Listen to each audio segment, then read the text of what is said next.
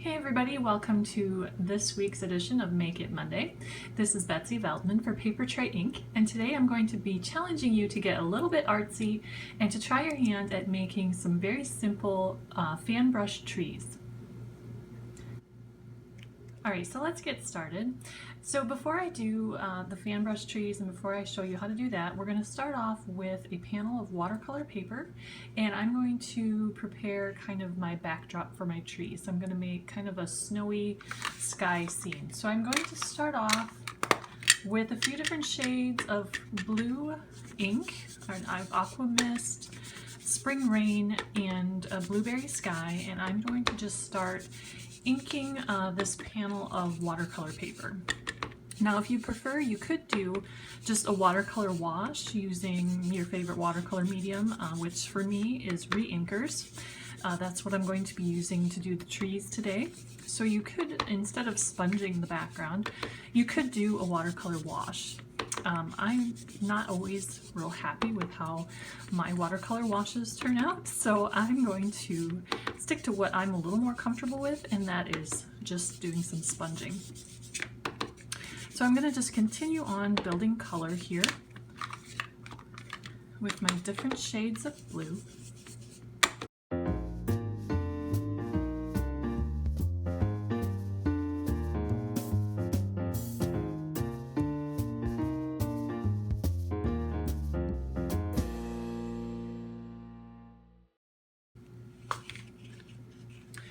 Okay, so I've finished sponging and I'm happy with the depth of color, and you can see how I just concentrated the color more to the top area of my panel.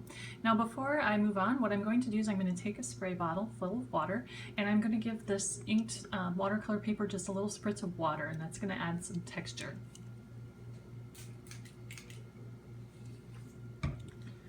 Alright, so I've misted that, and then we're going to want to let that dry. So you can either use your heat tool, or if you're really patient, which I'm not, you can go ahead and let it air dry. Okay, so that's completely dry. Now we get to move on to the fun part. Well, which I think is the fun part. You might think is the scary part. But you can do it, I promise. This is not that hard. Just have a little confidence in yourself. You can do this. So I have a couple of different shades of green Reinker. I have New Leaf and Pine Feather. And I also have a fan brush.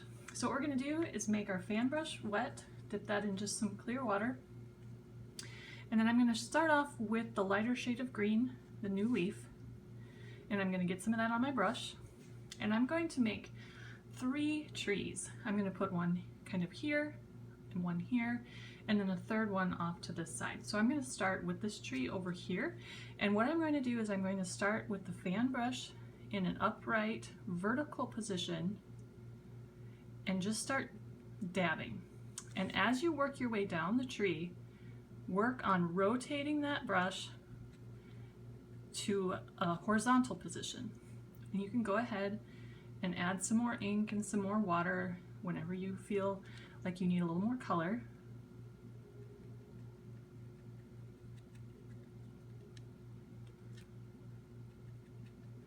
And just envision that you're creating the branches of a tree. Okay, and you can go ahead and back and add if you don't like the shape. You can make it bigger. So that's the lighter color. Now I'm going to go in and I'm going to add a little bit of the darker shade of green just along one side. And again, I'm going to start off with my brush in a vertical position, and as I work my way down,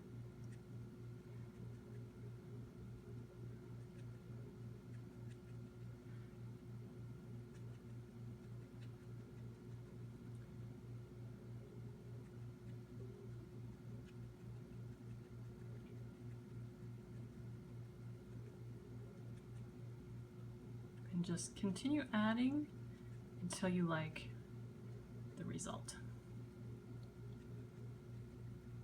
Okay, so that's one tree. Now we're going to go ahead and add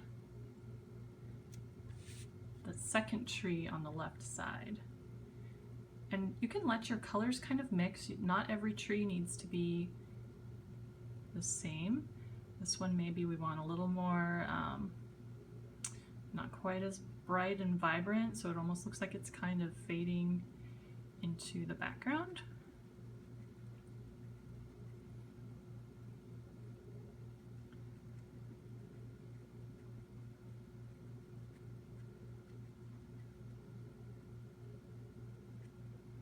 And then again, I'll add a little bit of a darker shade, starting with that brush in that more vertical position for that pointy top of the tree.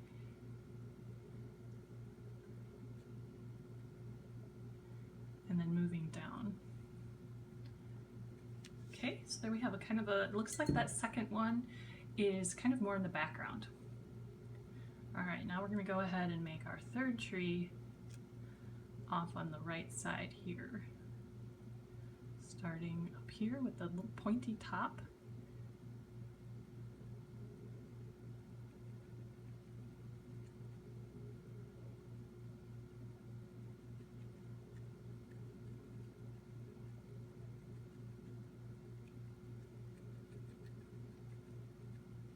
See how easy that is?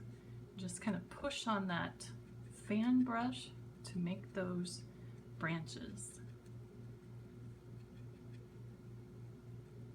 And you can leave some open areas, kind of resembles snow, I think. I'm going to add a little shading again to this side.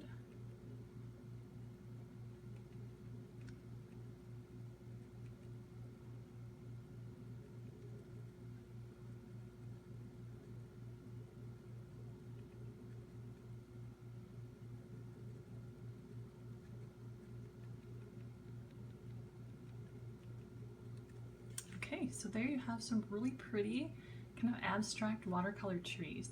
Now I'm going to let that dry completely, and I'm going to do a couple more steps to finish our scene. All right, so our watercoloring is completely dry, and this next step is completely optional. But if you want to add a little snow to your trees, you can go ahead and use some white acrylic paint, and again your fan brush. And then just use kind of that same technique, except for maybe a little more sparse, a little more spread out in your strokes, to go ahead and add some snow to those branches. You don't want the snow to be obviously as concentrated as the tree branches themselves, so just spread out your strokes a little bit.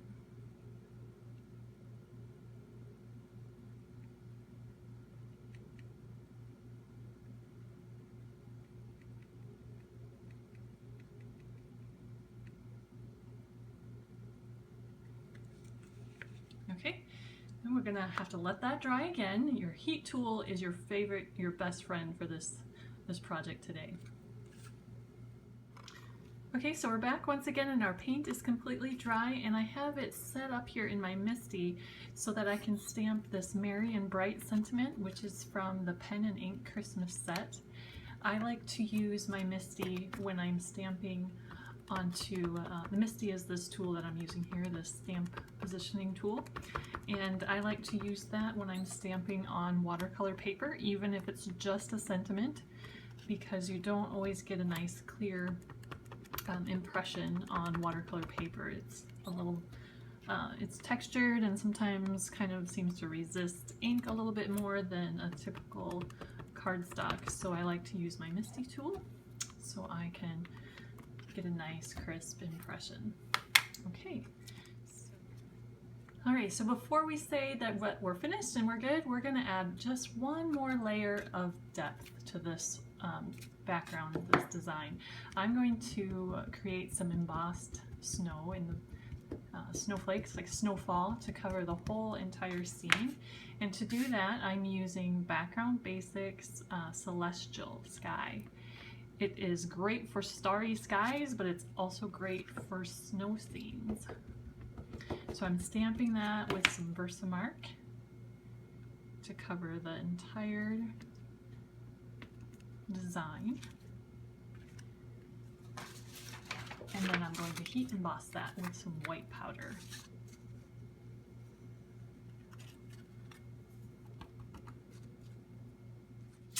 All right, so I finished heat embossing that, and you can see we have just a regular old blizzard going on here now. We've got layers upon layers of kind of this snowy effect.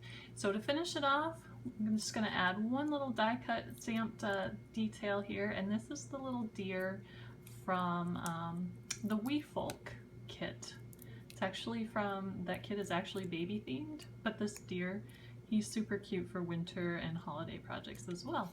So we're just going to nestle him right in that scene, and then we'll add him to a card, add the finished panel to a card base, and you're all finished.